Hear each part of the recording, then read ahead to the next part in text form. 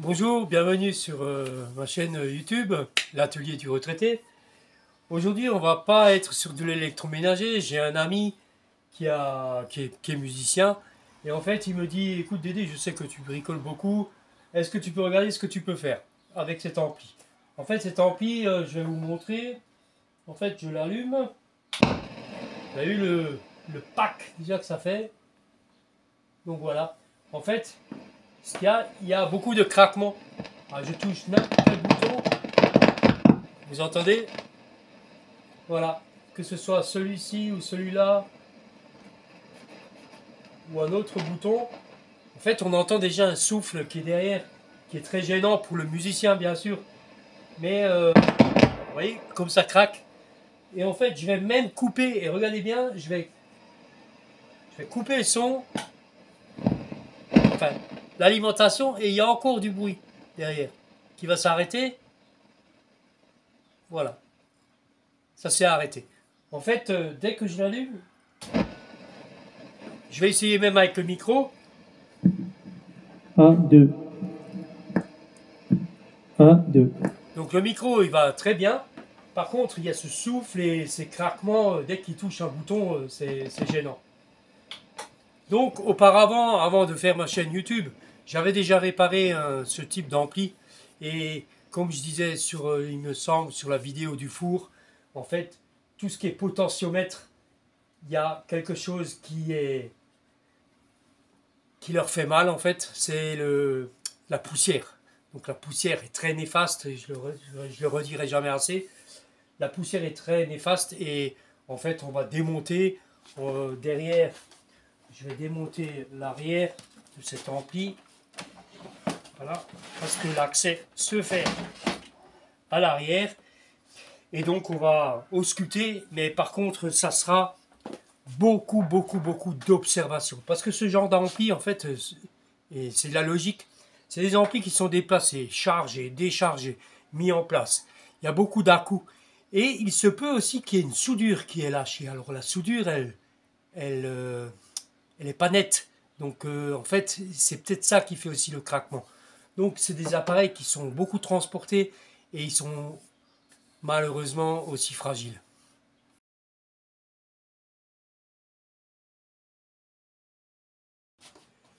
Voilà, j'ai démonté la partie arrière comme convenu et je vois beaucoup de plaquettes, donc avec des condensateurs et ainsi de suite.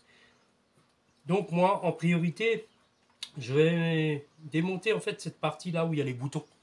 Donc je vais prendre la caméra en main et je vais vous montrer un petit peu l'intérieur de cet ampli. Alors nous sommes effectivement dans le boîtier. Donc là, en priorité, il y avait quelque chose qui m'intriguait.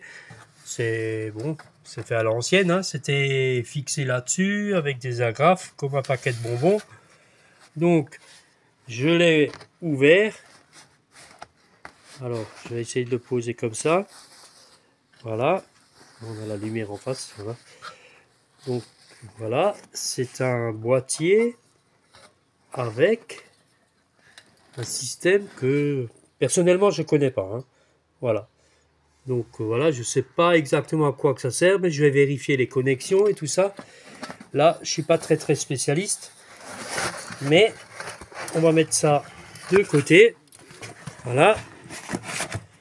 Et donc, comme je vous disais, je vais démonter plutôt la plaque ici, cette plaque où il y a effectivement pas mal de condensateurs et les fameux potentiomètres peut-être à nettoyer. Donc voilà, donc cette plaque, je vois qu'elle est soudée, donc il faudra que je fasse attention parce qu'elle est soudée avec la plaque, enfin la carte, on va dire. Voilà, donc je vais faire attention.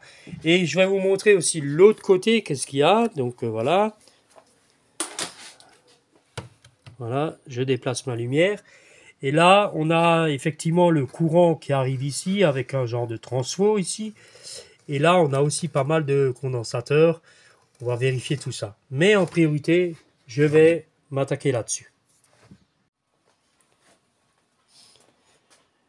Voilà, alors j'ai démonté la paroi où il y a tous les boutons de commande. Donc,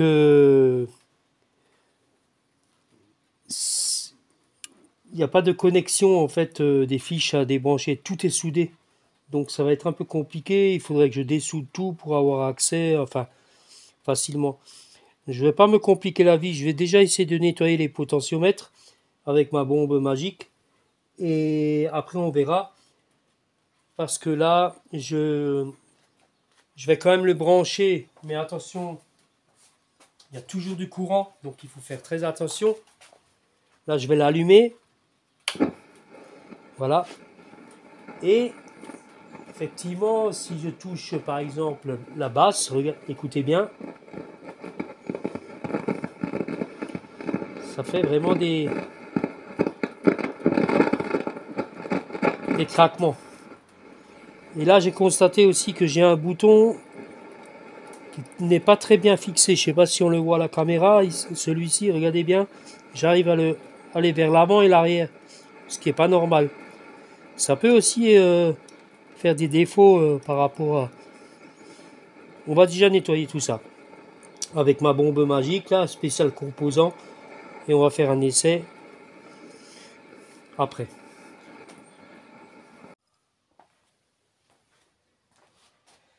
Alors voilà, j'ai effectivement nettoyé les potentiomètres et j'ai trouvé quelques petites choses très intéressantes. Alors je vais allumer la sono. Voilà. J'ai tout mis en bas. Là je monte le volume. On entend quand même un petit bruit de fond, mais ça c'est normal. Donc je vais monter le volume. Voilà. Là je touche la basse quand ça faisait cric cric. Il n'y a plus rien. Je vais mettre même plus fort. Voilà. On n'a plus rien du tout. Voilà. On n'a plus de craquement. Après, s'il y a un tout petit craquement, c'est pas très très grave, mais voilà. On n'a vraiment plus rien. Je peux toucher tous les boutons. Et alors, j'ai détecté quelque chose de génial, parce qu'en fait, en même temps que je vous montre la vidéo, effectivement, moi-même, j'apprends des choses. Alors, je vais vous le montrer. Je vais prendre mon petit tournevis. Voilà. Alors, regardez bien. Donc, je mets le volume. Et là, je vais mettre l'écho. En fait, l'écho est à 0, donc l'écho, je vais le mettre plus fort. Et regardez bien, la chose que je ne savais pas que c'était, je fais un petit... avec un tournevis. Vous entendez? Je vais mettre plus fort.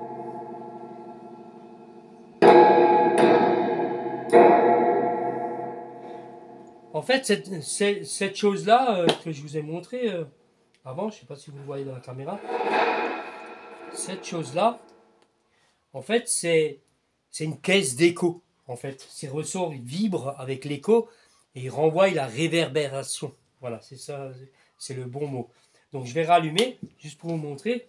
Je ne sais pas si on le voit dans la caméra, regardez bien.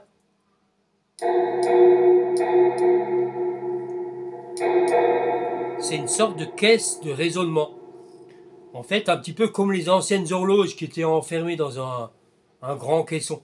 Mais là, c'est électrique. Je mets plus fort, regardez bien. Voilà. Donc, je sais maintenant, et vous savez aussi à quoi que ça sert. Maintenant, je vais quand même vérifier aussi le fameux bouton qui bougeait. Vous savez, celui que je vous avais montré. Donc, c'est celui-ci. Donc, il y a des petites vis. Je vais couper d'ailleurs le volume. Voilà. L'alimentation. Et là, il y a des petites vis. Donc, je vais dévisser pour voir qu'est-ce qu'il en est avec ce bouton. Et là, effectivement, ah bah voilà. Donc, je ne sais pas si on le voit à la caméra. Voilà. En fait, il y a bien l'écrou qui s'est détaché du bouton. Donc, il suffit de le serrer de nouveau. Et voilà, le bouton sera de nouveau en état. Donc, voilà. Et maintenant, je vais vous montrer encore quelque chose que j'ai découvert. Alors, regardez bien. Vous savez le... Attendez, je bouge la caméra. Voilà. Je pense que là, on est bien. Je vais zoomer même.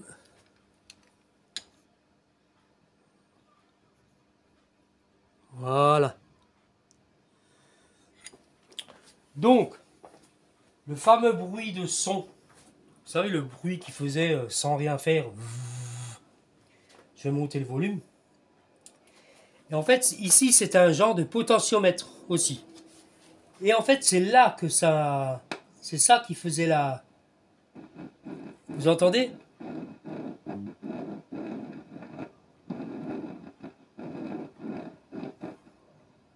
En fait, ça faisait un craquement sans rien faire. Et là, en fait, je l'ai nettoyé avec ma fameuse bombe magique. Et voilà, on n'entend plus rien. On entend un léger souffle qui est tout à fait normal pour une sono. Voilà. J'ai remonté toutes les cartes, en fait, enfin la principale avec les boutons. Donc voilà, j'ai remonté le fameux écho, là, comme c'était avant.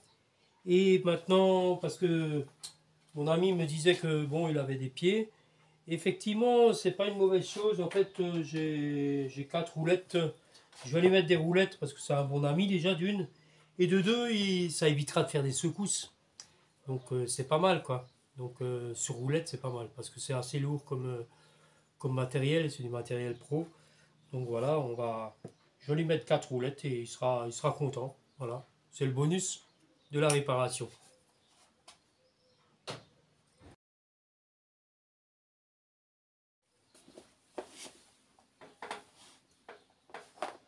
J'ai tout remonté, l'ampli, les boutons. Donc maintenant, on va faire le test. Enfin, on l'a déjà fait auparavant, mais maintenant, monter. Donc j'allume l'ampli. Donc on entend légèrement un petit... Mais c'est pas énorme. En fait, c'est tout à fait normal. Un ampli, il y a toujours un bruit de fond. En principe, léger. Donc je monte le son. Il n'y a aucun problème. Ça, c'est la basse. Vous savez, quand ça faisait crac, crac, crac, il n'y a plus rien. C'est top. Donc après, là, il y a le triple. Ouais, triple. Donc gauche-droite, je pense. Et ça, c'est le fameux bouton écho. Après, on a plein de boutons de réglage, ainsi de suite. Là, on a le micro. Le premier micro, deuxième micro, troisième micro et quatrième micro. Donc en fait, voilà, on a effectivement pas mal de boutons, mais ça, c'est que le musicien qui connaît bien. Donc, je vais monter un peu le son. On va faire un petit essai. Je vais monter le son. Là, si je parle maintenant dans le micro, 1, 2, ça marche pas, c'est normal. Je monte le volume. 1, 2, 3. Voilà, ça marche très bien. Donc voilà, super.